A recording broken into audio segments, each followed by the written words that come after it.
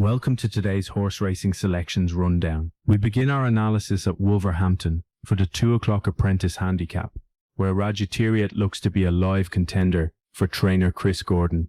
This 4-year-old gelding arrives here on the back of a very respectable third-place finish in a classified stakes over this same course and distance. That recent experience on the Tappeta surface is a significant plus, and connections are clearly looking to sharpen him up further today with the application of a first-time visor. In a race where several of his rivals arrive with questions to answer, Catterick's proven ability to handle the track conditions makes him a very interesting player. He will be partnered by Liam Wright, and while the market currently sees him as a double-figure price around 12-1, that might underestimate his consistency at this venue. He faces a primary challenge from the likes of Sub-13, who is eased slightly in the weights, and Bridget's Baby, who was a winner at Lingfield back in June. However, with the headgear change potentially eking out that extra bit of focus in the closing stages, Catterick has the profile of a horse who can outrun his odds and be right in the mix when the line approaches. Moving on to the 14-15 at Catterick, we find a restricted maiden stakes where Romadijo represents the Charlie Clover stable. This 2-year-old has been described by analysts as a somewhat frustrating type, but there is no denying that he sets a solid, if perhaps unspectacular, standard for the others to aim at. He has shown enough in his previous outings to suggest that a race of this nature is well within his compass. Sam James takes the ride today, and the horse is currently trading at the top of the boards at around 10-3. The main question for Romadijo is whether he can finally put it all together and put his head in front when it matters most. He faces a notable newcomer in Muhir, a half-brother to the Group 3 winner Cheyenne, who could be anything on debut. There is also Shaniko to consider, who would be a major threat if able to reproduce her recent 4th-place effort at Thirsk. Despite the frustrating tag, Romadijo's experience and established level of form give him a clear edge over many of these, and this looks like a prime opportunity for him to shed his maiden tag. Next we head back to Wolverhampton for the 15:30 Market Movers handicap, where Boilermaker is the one that really catches the eye. Trained by Harry Charlton and ridden by David Probert, this son of Teofilo was highly impressive when winning gamely at Sandown over 1 mile and 6 furlongs earlier this month. That performance suggested that the step up in trip was exactly what he needed, and he looks like a horse who is still very much on the upward curve.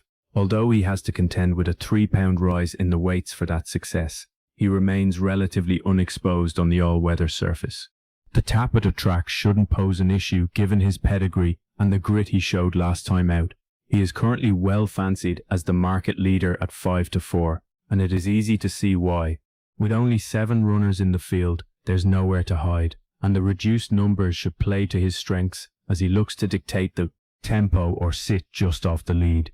His main dangers appear to be V-Power, a 3-time course and distance winner, and a resurgent Crafty Master, who is seeking a hat-trick of wins. However, Boilermaker's scope for further progression at this distance makes him the benchmark for the field, and he is strongly expected to follow up his Sandown triumph with another victory here. Our 4th selection takes us back to Catterick for the 16-15 Oops-a-Daisy handicap, featuring the course and distance winner, Our Absent Friends. Trained by Tristan Davidson and to be ridden by Jason Hart, this 8-year-old gelding is a real specialist at this track. He was a winner over this specific course and distance on his most recent start, and although he has to carry a 4-pound penalty for that victory today, he remains a horse in peak condition. He is currently priced around 9-2, which looks like fair value for a horse with such a strong local record. The key to his chances will be his ability to set or follow a strong pace, as front-runners often have an advantage at Catterick. He faces some familiar foes including Novame, who might appreciate the drop back in trip, and Marching Mac, who arrives here as a recent Sandown winner despite a 6-pound rise. Fidelius is another to watch, having gone very close on debut for Nigel Tinkler. However, Our Absent Friends has the benefit of knowing exactly what is required to win at this venue, and his current form suggests he is primed for another big run. If Jason Hart can get him into a good rhythm early on, he will be very difficult to peg back in the final furlong. At 18:05, the action moves to Bellewstown for the Panda Mares Hurdle, where Fastnet Crystal looks to be the standout selection. Trained by the powerful Joseph Patrick O'Sheen O'Brien stable and ridden by J.J. Slevin, this mare has made a very promising start to her career over obstacles. She was a winner on her hurdles debut and followed that up with a superb second-place finish in a listed novice event at the Galway Festival last month. That form is arguably the strongest on offer here, and she sets the standard on form with a mark of 121. She is currently the well-fancied favourite at 11-8, and it would be a surprise if she weren't heavily involved in the finish.